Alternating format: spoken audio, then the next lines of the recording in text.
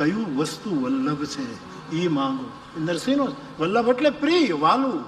વલ્લભ શબ્દનો અર્થ થાય છે વાલું. તમને શું વાલું છે? નરસિંહ મૂળ તો શંકર ઉપાસક, નાગર બ્રાહ્મણ છે, હાટકેશ્વરના ઉપાસક છે, એનો ઈષ્ટદેવ મૂળ શૈવ છે. પણ હરિહરનો પછી જેમ કે પછી એને દ્વારકાધીશના જ ગુણો ગાયા, પછી શિવ નહીં, એમ જે આપે ઇતિહાસ રજૂ કર્યો. તો મારો કહેવાનો એ બંનેને એટલા અને અદ્ભુત પદો તો કેટલા લખ્યા વિદ્વાનોએ, જે એના દર્શનો કરાવ્યા છે, એના જે રસદર્શનો આપ્યા છે, એના રસદર્શન કહે ને આપણે, એનું જે રસદર્શન કરાવ્યું છે, એ ક્યારેક ખટરસ દર્શન કરાવ્યું છે, એમાં બધા પ્રકારના રસો આવી જાય, તીખોય આવી જાય, ઉબકો આવે એવું દર્શન આવી જાય, એવા બધા રસો વિદ્વાનો. પણ જવું તો પડે નરસિંહ મહેતા પાસે. આ બાપુએ તો ઊંડીનું આ બે પંક્તિ બાપુ ગાય, એની રચના પોતાની જ ગાય. બાપુ એના વચ્ચે ન ગાય. મારી ઊંડી સ્વીકારો એ રાગનું જ હતું ને બાપુ. આપે મને હું સવારે આવ્યો ત્યારે બાપુ એના ઉપર તો બાપુ કવિતા કરે છે. તો બાકી મૂળ પાઠો જે વિદ્વાનોએ શોધી કાઢ્યા છે, અદ્ભુત કવિતાઓ તો કેવું કેવું લખ્યું છે આમાં ગજબ. અને એમાં સાક્ષાત્કાર માટે તો એ આમ ઢોર ઉપર દાંડી પીટીને કહે છે કે મારે થયો છે આવી રીતે, મેં આ નયણે જોયું છે, મેં મારી આંખે એના વેણ સાંભળ્યા છે, મેં એને નેણે જોયો અને વેણે સાંભળ્યો છે, મુરલીનો નાદ અને ગોપનાથનો સાદ મેં સાંભળ્યો છે, એવું પોતે કહે. કૃષ્ણની મુરલીનો નાદ અને ગોપનાથે મને બોલાવ્યો હતો, એટલે ભાભીના મેણા. આટલો મોટો મહાપુરુષ, એના અવતારોમાં જઈએ તો નરસિંહ મહેતો કોનો અવતાર છે એ પણ મોટું ઇતિહાસ છે સાહેબ, કે પછી આ થયાના. પણ એને એક ભાભીના મેણાથી, અને બહુ મોટી વાત થઈ છે, ભગવાન રામને વનવાસ કોણે આપ્યું? તો મિલન, રામને વનવાસ કોણે આપ્યું? હા, કઈ માતા? હા ઠીક, સાંભળે છે. મને એમ કે ફૂલ આપીને પાછો હોઈ જતો હશે કે ખબર નહીં, પણ નાના સાંભળે છે, એની ડ્યુટી બરાબર નહીં. તો કઈ માએ રામને ડાયરો, કઈ માએ વનવાસ આપ્યો ને? તાપસ બેશ વિશેષ ઉદાસી 14 બરસ રામ વનવાસ. પણ રામને જે કઈ માએ વનવાસ આપ્યો અને 14 વર્ષ સુધી રામ વનમાં રહ્યા, અને પછી રાવણને નિર્વાણ પદ આપીને પુષ્પક વિમાનમાં પછી ભગવાન અયોધ્યા આવ્યા, ત્યારે પહેલા કોને ઘરે ગયા?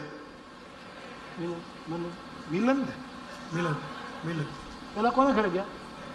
કઈ ને સાંભળે છોકરો, કઈ ને એ જ નરસિંહ મહેતામાં આવ્યું. 7 દિવસ ગોપનાથની જે સેવા. મેં એક વખત આ ઇતિહાસ આપને કહ્યો છે હિન્દી ભાષામાં, હિન્દીમાં શાયદ કહ્યું, ગુજરાતમાં કહ્યું છે ખબર, મેં આ પ્રકરણ લીધું છે. દોટ મૂકી સાહેબ તળાજાની સાથે ઘણાને વાંધો છે, પણ હવે મહેતા બોલે એ જ આપણે માનવું જોઈએ ને. આ ગામડામાં નથી આ માયો ભાઈ બધા ન કે આ દિવાલને આપણે લીપવું હોય તો ઘણા ગારિયા નથી કરતા. હવે એની દિવાલને એણે લીપવા માટે ગારિયું કરી, પણ ઘણા નવા કપડાં પહેરીને નીકળે, એ કારણ વગરના એમાં ગારિયું ખોંદવા બે જાય. પણ તું શું કામ તારા કપડાં? પણ હવે જેને ગોતું જ કરવું છે, બધું બુદ્ધિથી નથી, બુદ્ધિની આંખથી બધું નથી દેખાતું, બુદ્ધની આંખથી બધું દેખાય. બુદ્ધની આંખે જોવું ત્યારે એના મૂળ રહસ્યો બહાર. એટલે તળાજા પણ આપણું તળાજુ પકડી રાખવું. આમાં પોતે જ કીધું, ગામ તળાજામાં જન્મ મારો થયો. અમુક ગામ તો આપણે બદલી શકીએ. વડનગરને કેમ બદલાય? શામળને પરણાવ્યું, વડનગરને આપણે બદલી શકીએ નહીં. પછી માંગરોળ ગયા છેલ્લી અવસ્થામાં જ્યારે પછી માંગરોળ પોતે, આ માણસને સહન કરવાનું બહુ આવ્યું છે, અતિશય સહન કરવાનું. ઘણા મહાપુરુષો એમ પણ કહે છે કે ભાઈ એ જે પેલા દલિત સમાજમાં ભજન કરવા ગયા એ પ્રસંગ ઉપજાવી કાઢેલો છે. પણ નરસિંહ મહેતો પોતે કહે છે તો એમ કહે કે એ પદ કાંઈક ઉમેરાયું છે, હવે એને કેમ કરીએ આપણે? કેમ? બુદ્ધની આંખોથી આ મહાપુરુષો 600 વર્ષ પહેલાના મારી તમારી પાસે એની વાણી સિવાય કોઈ પ્રમાણ નથી. 600 વર્ષ પહેલાના મોટામાં મોટું પ્રમાણ જુનાગઢ, તળાજુ, ગોપનાથ, માંગરોળ. હુંડીમાં તે ઘણા કહે છે કે હુંડી કાંઈ એવું ન હોય. હવે જેને હાજરાર વાતું થતી હોય એ હું કામ હુંડી લખે? એમ કૃષ્ણને બોલાવીને કહે ભાઈ આ કરી નાખવાનું છે, આટલું કરી નાખ્યું, તો એમાં હુંડી શું, હાર માળા શું, એવું બધું મહાપુરુષો કહે છે. પણ જે હોય તે આપણે પણ છતાં નરસિંહને સેવે છે બધા, નરસિંહને ચોક્કસ સેવે છે એ વાત, કારણ કે સેવવો જ પડે. તો તળાજા એનું જન્મ, કદાચ તળાજામાં એક એમની મૂર્તિ પણ પધરાવી છે ને, નરસિંહ મહેતાનું એક મૂર્તિ પણ પધરાવી. અને બાપુ આપે કહ્યું કે અહીંયા નરસિંહ મહેતાની આપણે પ્રતિમા કરી ત્યારે અહીંયા આટલા વર્ષો પહેલાં, હા, ત્યારે મને લાભ મળેલો. બાપુએ મને યાદ કરાવ્યું, ભૂલી ગયો બધું, મને યાદ. તો નરસિંહના પદો પછી હશે વિદ્વાનોના શોધ પ્રમાણે કે એમાં ક્યાંક પાઠભેદ થયો હોય, જે હોય, પણ અમુક પદો તો આપણને અંદરથી અડે એટલે એમ લાગે કે ના ના આ બરાબર. હવે જળકમળ છાંડી જાને એમાંય તે ઘણાને બહુ વાંધો પડ્યો. ક્યાં મોકલવો છે છાંડી જાય પછી એનું કાઢવો છે ક્યાં તમારે? પણ ખેર એ તો મહાપુરુષોની પણ આનંદ આવે. ખેર તો તળાજાથી દોટ મૂકી હતી સાહેબ. મેં કહેલું છે મારા અંતઃકરણની કે જ્યારે ભાભીએ મેણું માર્યું, મૂર્ખ કહ્યું. તમે છે ને કોઈક મેણા મારે ને સાહેબ તો 2-3 પ્રતિક્રિયા હોય.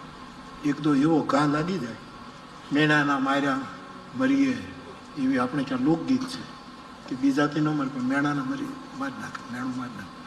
તો કાં તો એ માણસ આપઘાત કરી નાખે, તામસી હોય ને, કાં તો થપાટનો ઘા કરે, તામસી સ્વભાવ હોય, કાં તો એ કંઈક એની પ્રતિક્રિયા કાંઈક જુદી હોય.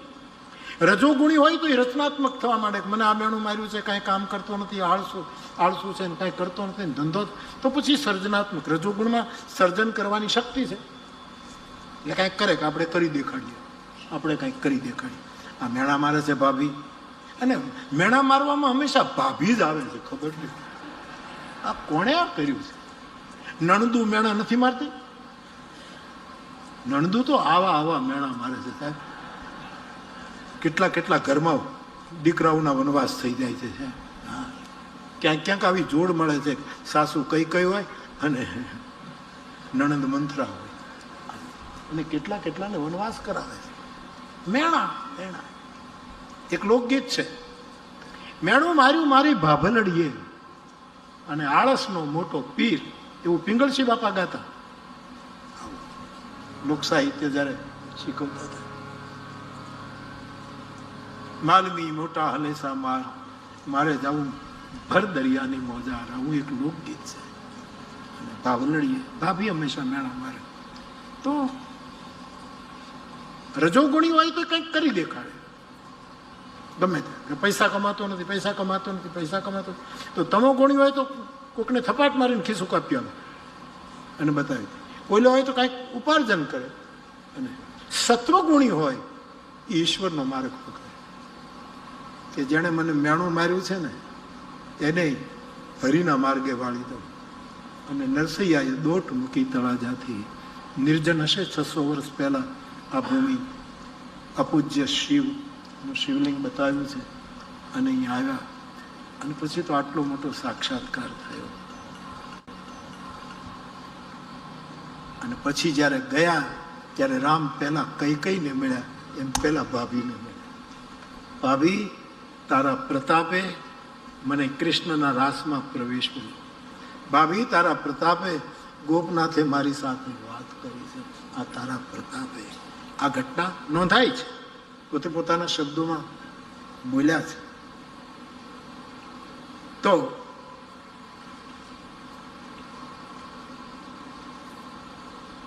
આપણે જે વાત કરતા હતા કે આવું દર્શનો બધા જુદા જુદા હોય છે. એટલે તળાજા, અને મને તો હું તળાજાને સ્વીકારું છું.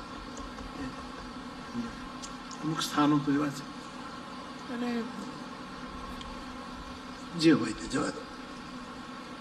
તો ગોપનાથ અને તળાજા એની જો આટલા કિલોમીટર, એ ગ્રંથોમાં પણ એમ લખાયું છે કે આટલા કિલોમીટર દૂર છે તળાજાથી, એમ કહ્યું છે. તો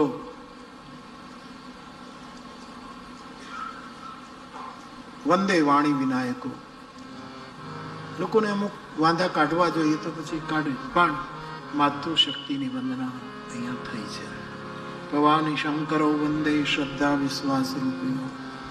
આ પાર્વતીની વંદના કરી, પછી સીતારામજીની વંદના કરી. અખંડ બોધ રૂપ ભગવાન શિવ રૂપ જે ગુરુજનો છે એવા ગુરુની વંદના કરી. માં જાનકીની વંદના કરી, વાલ્મીકીજીની વંદના, હનુમાનજીની વંદના, રામજીની વંદના. આમ 7 મંત્રો પૂરા કરતા તુલસી છેલ્લે લખે છે, નાના પુરાણ નિગમાગમ સંમતમ યત રામાયણે નિગદિતમ ક્વચિદં યતો સ્વાંતઃ સુખાય તુલસી રઘુનાથ ગાથા આશા નિબંધ મતિમંજુલ સ્વામીજી કહે, મારા રામચરિત માનસ મેં વેદ, પુરાણ, શાસ્ત્ર, દર્શનો આ બધું જ આમાં છે. અને છે કયા પુરાણનું ઉદાહરણ કઈ ચોપાઈમાં છે એવું એક લિસ્ટ અખંડાનંદ પ્રેસે કર્યું. આપણી સસ્તું સાહિત્ય સ્વામીજી જે અખંડાનંદજી હતા એમણે 2 ભાગમાં રામચરિત માનસ ગુજરાતીમાં પહેલું બહાર પાડ્યું, ગુજરાતી ભાષાંતર, સસ્તું સાહિત્ય પ્રકાશન. આપણે તુલસી એવોર્ડ પણ એક વખત સસ્તું સાહિત્યના કે એને રામાયણ ઉપર કામ કર્યું છે. એમાં કઈ ચોપાઈ કઈ પુરાણનો સંદર્ભ લે છે, કઈ, એ બધું બહુ સિદ્ધ કરવાની કોશિશ કરી છે સાધુ. આની અંદર બધું જ છે, પણ અમુક વસ્તુ ત્યાં પણ નથી, એ પણ આમાં છે. એ મહત્વનું છે. ક્વચિદન્ય તું બી. તુલસીદાસજીને ગુરુ કૃપાથી જે કંઈ સૂજ્યું છે એ કદાચ બીજા ગ્રંથોમાં ન પણ હોય.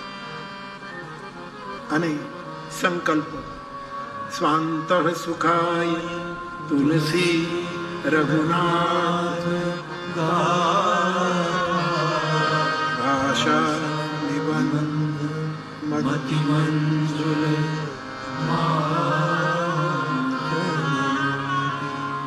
આ બધું મારા અંતઃકરણના, મારા આત્માના સુખ માટે હું કરું. કોઈ પણ પ્રવૃત્તિ મારા ભાઈ બહેનો આત્માના સુખ માટે કરવી. પછી તમે ડોક્ટરી કરતા હો આત્માના સુખ માટે, મારાથી બીમારો સાજા થાય. તમે વૈદ્ય હો આત્માના સુખ માટે કે હું આને તંદુરસ્ત કરી. કોઈ ખેતી કરે આત્માના સુખ માટે કરે, વેપાર કરે, આપણે આત્મ સુખ ભૂલી ગયા અને બીજા અનેક ઉધાર સુખો ધારણ કર્યા. એમાં આપણે સફળતા પછી પણ શાંતિ પ્રાપ્ત નથી કરી શક્યા.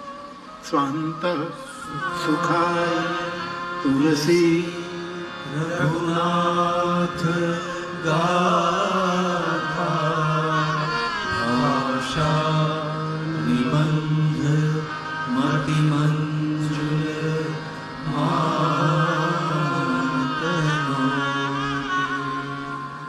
આમ કહીને એમણે સંકલ્પ છોડ્યો. એટલે 7 મંત્રોમાં મંગલાચરણ કર્યું. ફરી એક વખત સાકેતવાસી બ્રહ્મલીન પંડિત રામકિંકરજી મહારાજનું સ્મરણ કર્યું. એમણે કહ્યું કે કુલ આ 7 મંત્રોમાં 9 વંદના છે.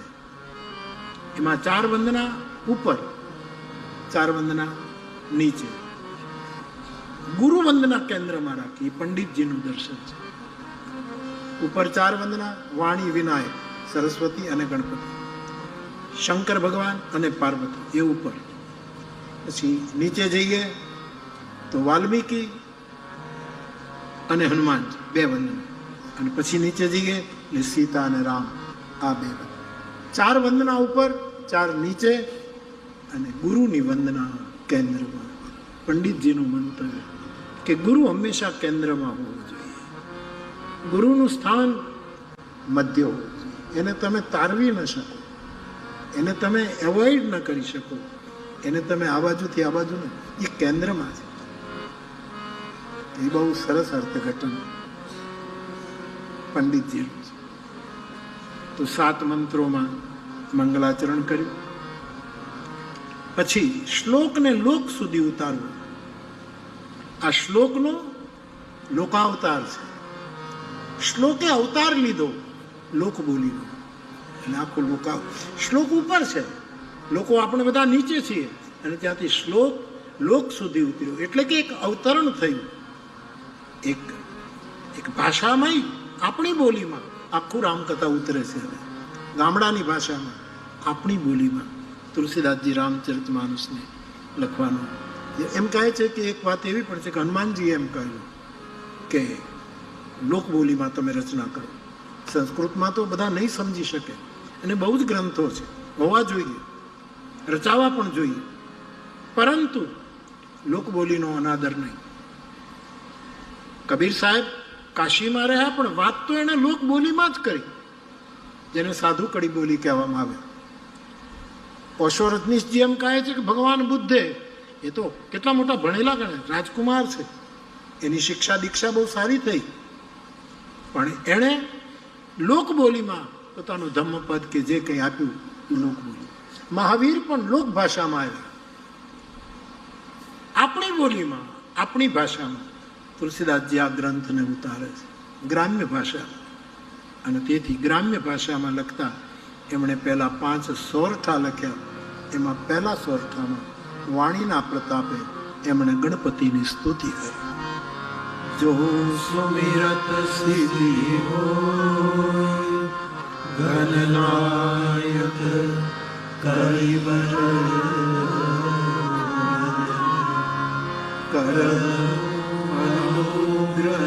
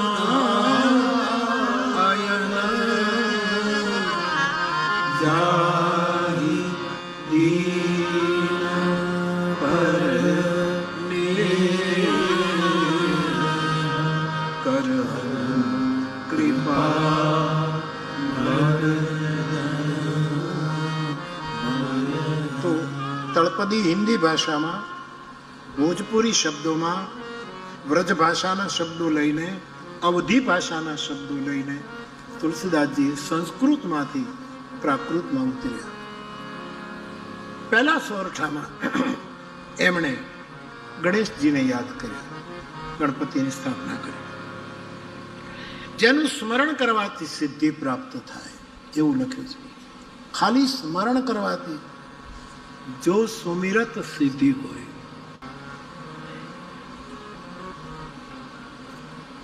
વેદમાં જ્યાં ગણપતિ અથર્વ શીર્ષ જો આવે છે, વેદમાં જો ગણપતિનું આખું જે સ્વરૂપ છે એ સિદ્ધિ પ્રદાતા ગણાયું છે. કોઈ ગાણપત્ય તંત્ર વિદ્યાના લોકો પણ સિદ્ધિ મેળવી છે. ગાણપત્ય તંત્ર છે આખું, કે જેમાં તંત્ર ની પદ્ધતિથી ગણપતિની ઉપાસના કરવામાં આવે છે. ખેર, એ આપણો વિષય નહીં, પંથ પણ નહીં. તો ગણપતિ મહારાજ શુભ ગુણ સદન છે, જેના સ્મરણથી સિદ્ધિ મળે, સેવ હરખી ઉતરે, પાપડનું ખિસ્સું બરાબર કામ કરે, એ ગણપતિ દ્વારા સિદ્ધિ. આપણી ટૂંકમાં સિદ્ધિ છે. આપણે પેલો ચાસ ખેડૂ કરે ગણપતિને યાદ કરીને કરે. ખેતરમાં વાવણી કરે તો પહેલો ચાસ ગણપતિને પોતાની રીતે યાદ કરીને કરે અને મબલક પાક પાકે છે. સિદ્ધિ હોય. આપણે બીજી કઈ સિદ્ધિ છે? અષ્ટ સિદ્ધિમાં તો શું છે સાહેબ, કે એક સિદ્ધિ છે લઘીમાં, તમે નાના નાના થઈ જાય, એમને કર્મોથી નાના થઈ જઈએ. સિદ્ધિની કાંઈ જરૂર નથી. ક્યાં આભે અડતી હોય પ્રસિદ્ધિ, પણ કર્મોને લીધે એકદમ હાવ નાનું થયું. ઘણા ગરિમા બહુ બહુ મોટું શરીર ધારણ કરે, અણિમાન, ગરિમાન, લઘિમાન, પ્રાકાપ્ય ને પ્રાપ્તિ ને આ બધા સંકલ્પ કરવાનું કામ થઈ જાય. એ બધી સિદ્ધિઓના વર્ણન, 8 સિદ્ધિઓના વર્ણન. પણ ગણેશના સ્મરણથી સિદ્ધિ પ્રાપ્ત થાય. એવા ગણપતિની પહેલી સ્તુતિ કરી. બીજી સૂર્ય ભગવાનની.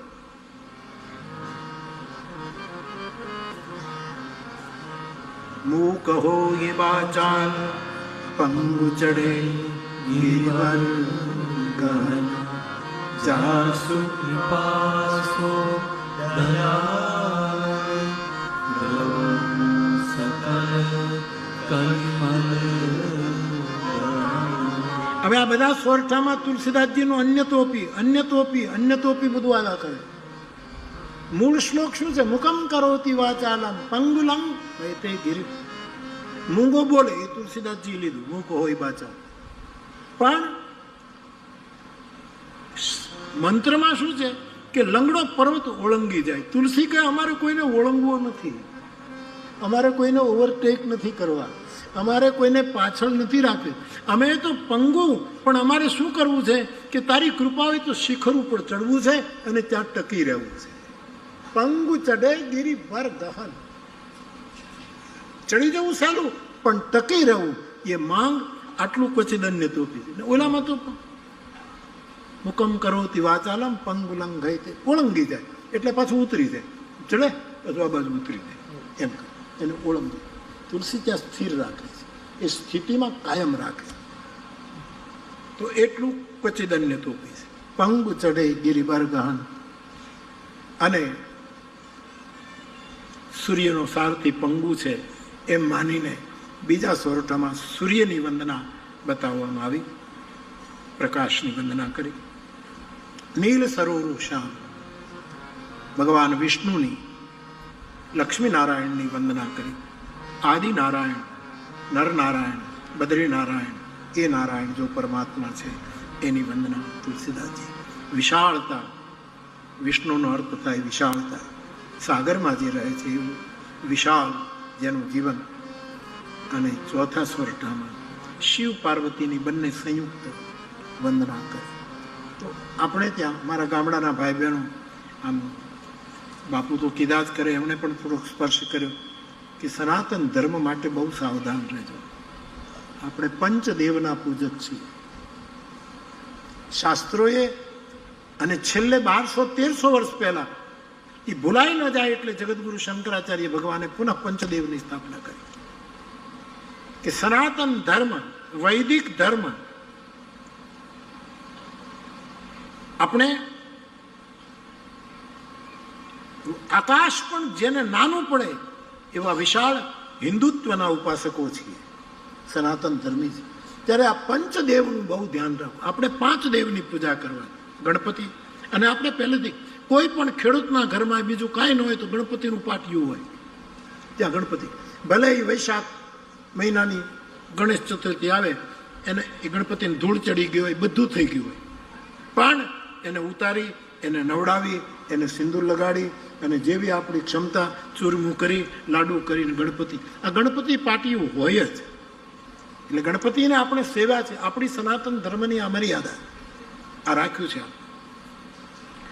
ખેતી કરીએ, મજૂરી કરીએ, એ સૂર્યના અજવાળામાં જ કરવી પડે છે, ખેતરમાં. જેમ હવે બધા સ્ટેડિયમો આખા એસી થઈ જાય છે, ક્રિકેટના સ્ટેડિયમો એસી થવા માંડ્યા.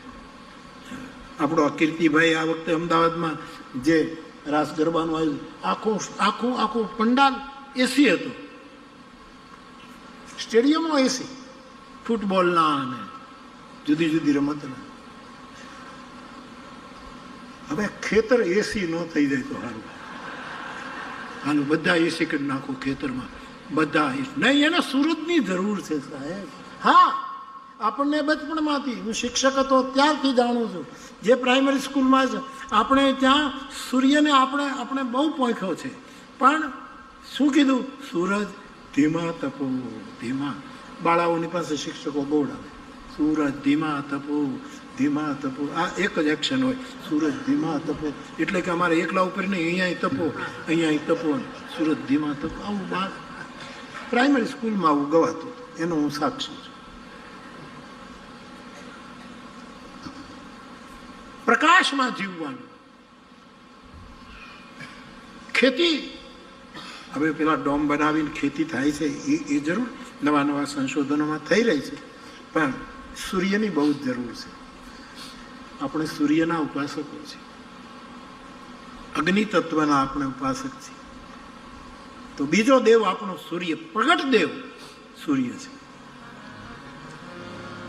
કોઈ રાહ જ નહીં જોવાની. સવાર પડે એટલે ભલે ઉગા ભાણ હારા આવીને ઉભો રહે, એની રાહત ન જોઈ. એટલે આપણે સૂર્યના ઉપાસક છે, એ આપણો બીજો દેવ છે. જગદગુરુ શંકરાચાર્ય આપણને કહી ગયા, ત્રીજો દેવ ભગવાન વિષ્ણુ, પરમ વિષ્ણુ. બદ્રીનાથમાં જે નરનારાયણ બેઠા છે એ વિષ્ણુ. લક્ષ્મીનારાયણ જે વિરાજમાન છે, આપણા આદિ પુરુષ, એ સૂર્યનારાયણ, લક્ષ્મીનારાયણ, સત્યનારાયણ, નરનારાયણ, બદ્રીનારાયણ, આ બધા એ આપણો ત્રીજો દેવ છે. ચોથો દેવ આપણો મહાદેવ ગોપનાથ, આપણો શિવ, વિશ્વનાથ, સોમનાથ, જે કહો તે. અને પાંચમો દેવ આપણી ભગવતી અંબા. પંચદેવને ન માનતા હોય ને, એ તમારી પાસે આવીને એમ કહે કે આ બધું ખોટું, અથવા તો અમે તમને કંઈક બીજું, એને એમ કહેવાનું ચાલો પહેલાં આપણે ભવાની માતાના દર્શન કરી આવીએ, પછી તમારી વાત આવે તો મને કહેજો. એને કહેવું જોઈએ ચાલો હાલો પહેલાં ભવાની માના દર્શન કરી, ખોડિયાર માના દર્શન, મોગલ માના દર્શન કરી લઈએ. હાલો આ કોટડાવાળી આપણી ચામુંડામાં છે. નહીં આવે. મૂળ દેવ આપણી મા જગદંબા ભવાની છે, આપણી પાર્વતી છે. હાલો પેલા રામજી મંદિરે દર્શન કરી આવીએ, હાલો શિવ મંદિરે દર્શન કરી આવીએ, હાલો ભવાની માતાના દર્શન કરી આવીએ, હાલો આમ સુરતની હાજરીએ નહીં. ખેર, પંચદેવનું ધ્યાન રાખજો મારા ગામના ભાઈ બહેનો. આપણે પંચદેવના ઉપાસક છે. પાર્વતી, શિવ, ભગવાન વિષ્ણુ, ગણપતિ અને સૂર્ય. અને બે તો રાખવા જ, ગણપતિ તો આવી ગયા પણ નહીંતર હનુમાનજીને તો રાખવા જ પડશે. પાછું હનુમાન છે ને એમાં બધા આવી જાય, હનુમાનમાં પાછા બધા સમાઈ જાય. કે સનાતન ધર્મ માટે આપણે બધા જ બહુ જાગૃત રહીએ. એટલા માટે આપણા શાસ્ત્રોમાં પંચદેવનું. શંકરાચાર્ય ભગવાન તો અદ્વૈતવાદી છે, નિરાકારવાદી છે, પરંતુ એણે 5 દેવની સ્થાપના કરી, આપણને બતાવ્યું. તો તુલસીદાસજી એ શાંકર વિચારને, મૂળ વૈદિક વિચારને રામચરિતમાનસના પ્રથમ પ્રકરણમાં સ્થાન આપ્યું કે 5 દેવની પૂજા. હું યુવાનો માટે એનો અર્થ આવો પણ કરું કે ગણેશની પૂજા કરવી એટલે વિવેકને આદર આપવો. ગણેશ વિવેકનો. તમે ગણપતિની પૂજા કરો, ગણેશ ઉત્સવ આપણે આખા દેશમાં મનાવતા હોઈએ, એ થાય તો બહુ સારું. પણ કમસે કમ આપણે ત્યાં ગણેશનું મોટું સ્થાન ખૂંટોડા ને આપણે નેપાળી બાપુ ત્યાં ગણપતિ. આપણો આ પંથક છે ને સાહેબ, મહુવા ને આ બધો પંથક જે છે એમાં સ્થાનો બહુ સરસ છે. ગોપનાથ તો ગજબ છે. આમ જાઓ તો બગડાણા બાપા સીતારામ, મોગલમાં ભગુડા જાઓ કેટલો મોટો પ્રકાશ ફેંકે છે. આમ કોટડા જાઓ તો આપણે ચામુંડામાં આમ ત્યાં જાઓ કેટલા સ્થાનો આપણે ત્યાં અદ્ભુત છે. ને બધી જગ્યાએ પાછા અન્નક્ષેત્ર ચાલતા હોય અને મેડિકલ કેમ્પ થતા હોય, કેવું બધું સુંદર લાગે. આ પંથક બહુ સારો છે. પંથક બહુ સારું. આપણા સૌરાષ્ટ્રમાં આ પંથકમાં બધું ઉગે, લગભગ બધું ઉગે સાહેબ. વાવો એટલી વાવ્યું નથી ને ઉગ્યું નથી સાહેબ, બધું આપણા પંથક. હવે બધી જુદી જુદી રીત ભાત આવી, એમાં વાત જુદી છે, બાકી બધું ઉગે એવું છે. કેવા આપણા સ્થાનો છે બધા. આ તો મને જેટલા યાદ આવ્યા એટલા તમને કીધા, બાકી ચાલે બાજુ આ સ્થાનો ગજબ છે. સૌરાષ્ટ્રની યાત્રા કરો એટલે સૌરાષ્ટ્રની યાત્રા થઈ જાય. એક યાત્રા દુનિયાની યાત્રા. એ હમણાં જ સૌરાષ્ટ્ર કોણ બોલ્યા? સૌરાષ્ટ્ર આપણે કુલસાબના ફંક્શનમાં જ કોઈ બોલ્યું. સૌરાષ્ટ્રની યાત્રા કરો. અને આપણો સોમનાથ સાહેબ, આપણો દ્વારકાધીશ તો સાહેબ આડો હાંક સાહેબ. દ્વારકાધીશ શું કહેવું સાહેબ. હવે દ્વારકાધીશને નરસિંહ મહેતાએ ઊંડી લખી, પણ એ ક્ષેપક હશે કે એ તો ઐતિહાસિક નહીં હોય એવા પણ તારણો થયા છે. પણ હવે આપણે લખવી જોઈએ, દ્વારકાધીશને લખવી જોઈએ. અને લખી હોય ને બધું થયું હોય તો વાંધો શું છે? ક્યાં તમારે પૈસા દેવા જવા પડે? ક્યાં તમારે ઊંડી સ્વીકારવી પડે? શ્રદ્ધાનો હો વિષય તો પુરાવાની છે. મેં તો ગજબ છે. ગાઈ અને કંઈક લીટી ગાઈ.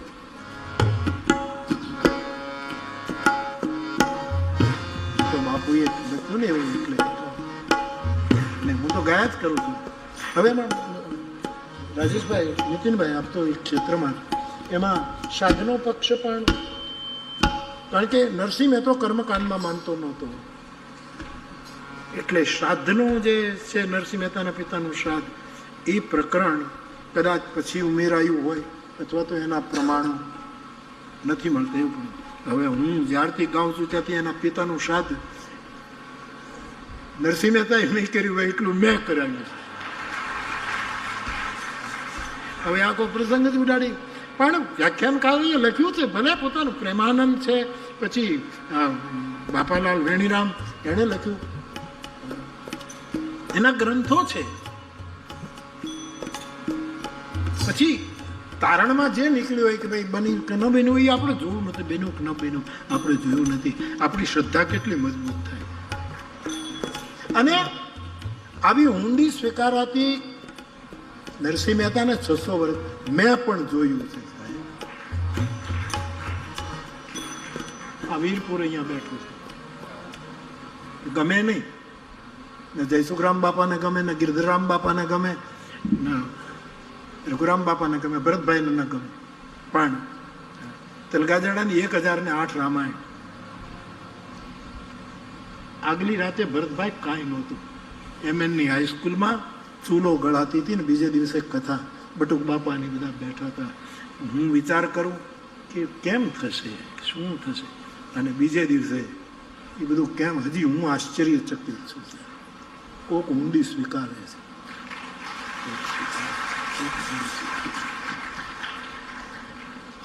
આપણી શ્રદ્ધા ઊંડી હોય ને તો ઊંડી સ્વીકારે. એની છીછરી શ્રદ્ધા હશે ને એની ઊંડીઓ એનું તો હોય એ હોયું જાય. બાકી થાય કેમ ન થાય? મેં આવા સાહસોમાં શ્રદ્ધાને જીતતી જોઈ છે. ભરોસાએ જીતતું તો થાય, કેમ ન થાય? કેમ ન થાય? માટે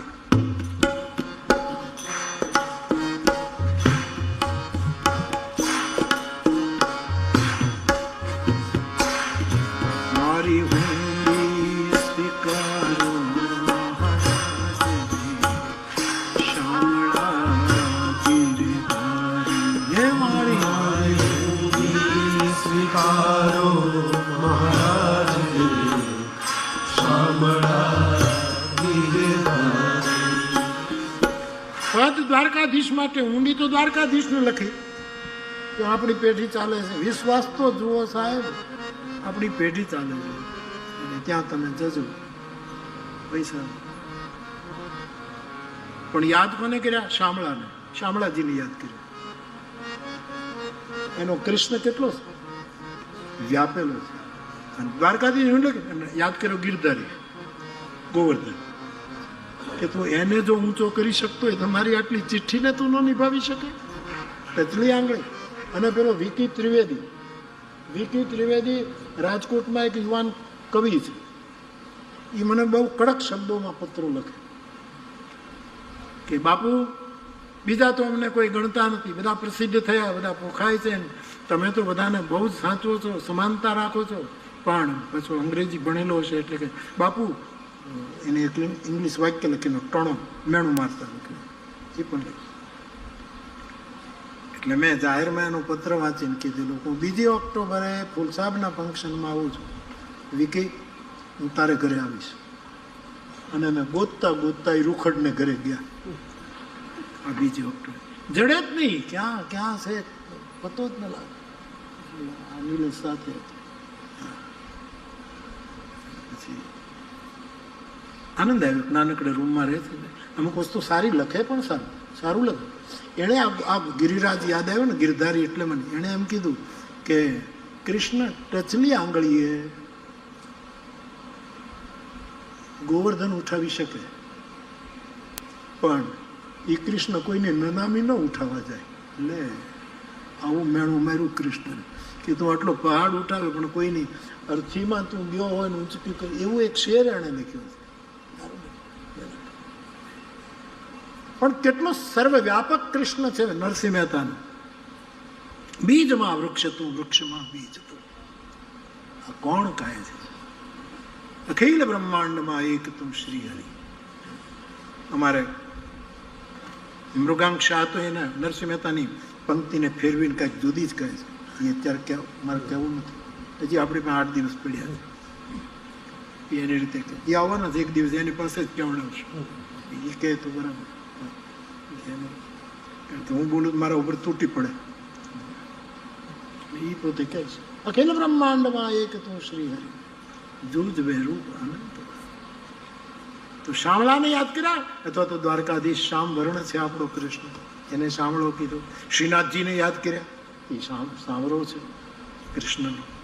પણ ગિરધારી, તો જો ગિરધા આખો પર્વત ઉપાડી શકતો હોય તો મારી આટલી પત્રિકા ન ઉપાડી શકે? તું એક આટલી ચિઠ્ઠી, મારી એક પાતીને તું નહીં નિભાવે? માટે અમારા સાધુના જેમ બાપુએ અત્યારે માનવ મંદિરમાં કર્યું કે રામજી મંદિરના, કૃષ્ણ મંદિરના જે સાધુ પૂજારી હોય એના છોકરાને ભણવું હોય તો મારા માનવ મંદિરમાં આવો, હું એને ભણાવી રાખીશ. અમારે ત્યાં કાંઈ નહોતું એ વખતે. ત્યારે વિચાર કર્યો કે આમાંથી કાંઈક પૈસા વધે તો છાત્રાલય. પણ એ તો કાંઈ એટલો મોટો, મેં કીધું બધું થઈ ગયું. કદાચ સાધુઓને એમ થશે કે બાપુએ આટલું મોટું કર્યું, પણ સાધુઓના છોકરાઓ માટે તો સાંજે હું તો ગામ છોડી દઉં, કથા પૂરી થાય. મહુવામાં કથા હતી, મેં મહુવા છોડી દીધી અને હું તલગાજડા જતો રહ્યો એકલો. આટલી મોટી કથા થઈ, હું જતો રહ્યો. અને મંદિરના ઓટે જ્યાં ત્રિભુવન દાદા બેસતા, પ્રભુદાસ બાપુ બેસતા, ત્યાં જઈને સૂઈ ગયો એકલો. સૂઈ ગયો. મનમાં વિચારે કાંઈ વધ્યું નહીં. અને મારા સાધુ, રાખ સાધુ, માર્ગી સાધુ, મારા વૈષ્ણવ સાધુ, એને એમ થશે કે વાહ વાહ તો થઈ ગઈ, પણ કાંઈ થયું નહીં. પછી તો મારું સંધ્યા પૂજન જે કાંઈ કરીને બેઠો હતો અને ગિરધરરામ બાપા આવ્યા. એણે મને ચેક આપ્યો. મને એમ કે લાખ બચે, લાખ 2 લાખ રૂપિયા બચે ને તોય મારા સાધુના બાળકો માટે કાંઈક, એ વખતે આટલા વર્ષો પહેલાની આ વાત છે, 81ની વાત છે. 31 મે કે એવું મે મહિનો હતો, ખબર નહીં, 81 પાક્કું મને ખબર. અને ગિરધરરામ બાપા આવ્યા, જય સુખરામ બાપાના આવ્યા. આખો પરિવાર 9 દિવસ રોકાણ, આખો પરિવાર, આ બાલ વૃદ્ધ, વ્યવસ્થા હોય ન. અને મને એક ચેક આપ્યો બંધ કવર. મને એમ થયું કે હશે પછી જોઈશું. મેં પ્રભુદાસ બાપુને કીધું, બાપુ આ ચેક બાપા આપી ગયા કે હનુમાનજી પાસે મૂકી દે. મૂકી દીધું. આજ નથી ખોલવું, કાલે ખોલશું સાહેબ. અને એ ખોલ્યો, એટલી મોટી રકમ હતી. એમાં અત્યારે ગુરુકુળની ધજા ફરકે છે. એટલે ઊંડી સ્વીકારાય છે સાહેબ. હા, ઊંડી શ્રદ્ધા હોવી જોઈએ. ચીસરી શ્રદ્ધાનું આ કામ નથી. તો થાય, અત્યારે થાય જ, કેમ ન થાય? તો શામળા ગીરધારી પાન અમુક પ્રસંગો માટે પછી સૌને પોતાનું, પણ આપણી શ્રદ્ધા અહીંયા જોડાયેલી છે કે આવું કંઈક થાય છે. તો 5 દેવ એનું ધ્યાન રાખો. સૂર્ય, ભવાની, શિવજી, ભગવાન વિષ્ણુ અને ગણપતિ. એ આપણા આચાર્યોએ વૈદિક ધર્મમાં આપણને આદેશ આપ્યો છે એનું જતન કરવું. વિવેક સાચવો એ ગણેશ પૂજા, અજવાળામાં જીવવું એ સૂર્ય પૂજા. આમ થાય તો સારું જ, અર્ઘ્ય થાય, નમસ્કાર. પણ ન થાય તો આવા સૂત્રના રૂપમાં પણ. વિષ્ણુ પૂજા એટલે દ્રષ્ટિકોણ વિશાળ રાખવો, સાંકડા ન બનવું, વિચારો વિશાળ રાખવો, આપણી શ્રદ્ધાને અખંડ રાખવી અને આપણા વિશ્વાસને ક્યારેય ખંડિત ન થવા દેવો. આ પંચદેવોની સ્થાપના કરી તુલસી. અને 5મા સોરઠામાં તુલસીદાસજી લખે છે, બંદવ ગુરુપદ કંજ કૃપા સિંધુ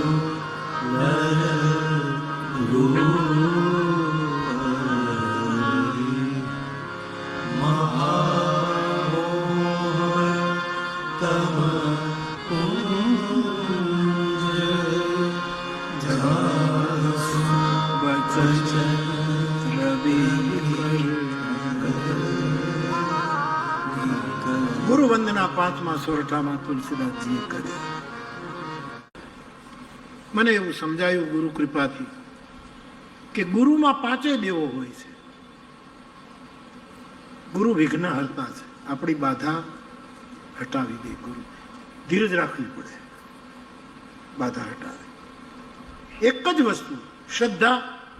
અને આપણે એક સબૂરી શબ્દ નથી કે શ્રદ્ધા સબૂરી 2 શબ્દો વપરાય છે. સબૂરી એટલે ધીરજ, તેજ તો થાય. ગુરુ ગણેશ છે, મંગલ મૂર્તિ છે, વિઘ્ન હરતા છે. ગુરુ ગૌરી છે, ગુરુ માં છે. એ માની જેમ આપણને વાત્સલ્યથી ભરપૂર રાખે.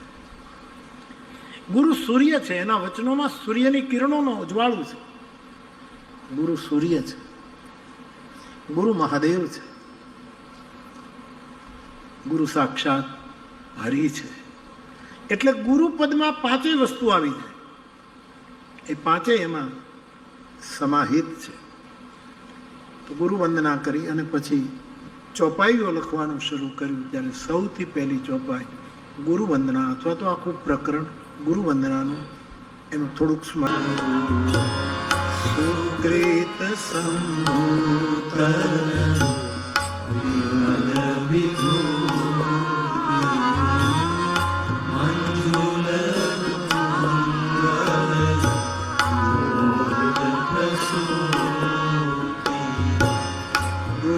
ગુરુપદ લખ માની ગાન સુવિરત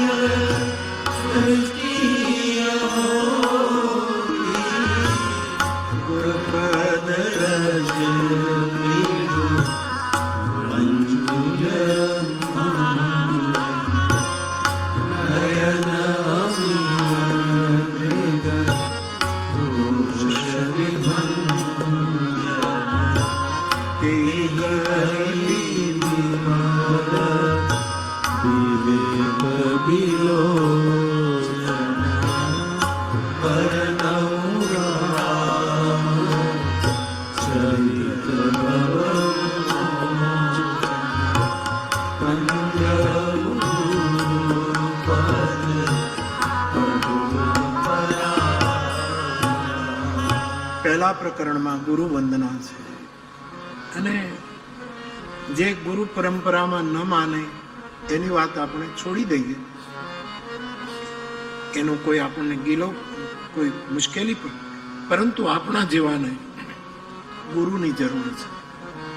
આપણા જેવા એટલે આપણા બધાને કહું છું, પણ કદાચ તમે આરામાંથી ઘણા કે ભાઈ ગુરુની શું, કારણ કે ગુરુ દલાલ છે ને ગુરુ એજન્ટ છે ને આ જવાની જરૂર નથી, એવું કહેનારા પણ આપણા દેશમાં આવ્યા અને ગયા, પાછા ગુરુ થઈને ગયા. કરુણા તો એ છે કે ગુરુ થઈને ગયા. જે ગુરુનો બિલકુલ નિષેધ કરતા હતા એ ગયા ત્યારે ગુરુ થઈને ગયા. આ મોટી કરુણા છે. પરંતુ આપણા જેવા માટે, અને ખાસ કરીને હું મારા તરફ લઈ જાઉં, મને તો પગલે પગલે જરૂર પડે, ડગલે ને ડગલે જરૂર. નહીતર આપણે કેટલી ગતિ કરી શકીએ, અને ગતિ કર્યા પછી અમુક જગ્યાએ ટકી રહેવું એ ગુરુ કૃપા, એ સિવાય શક્ય નથી.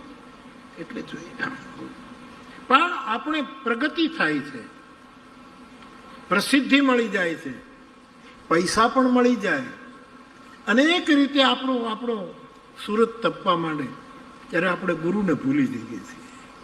મૂળ ક્યાંથી આપણો વિકાસ કયા બીજમાંથી થયો છે એ ક્યારેક ક્યારેક ભૂલાઈ જાય છે.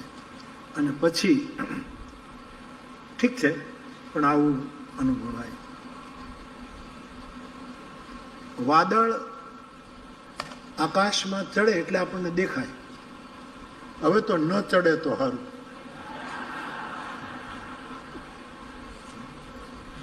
પેલા અને આમ તમે જો કોઠા સૂદની સાથે વિજ્ઞાનને કેવું હારવું પડે, વિજ્ઞાન પાછળ રહી જાય કોઠા સૂદ.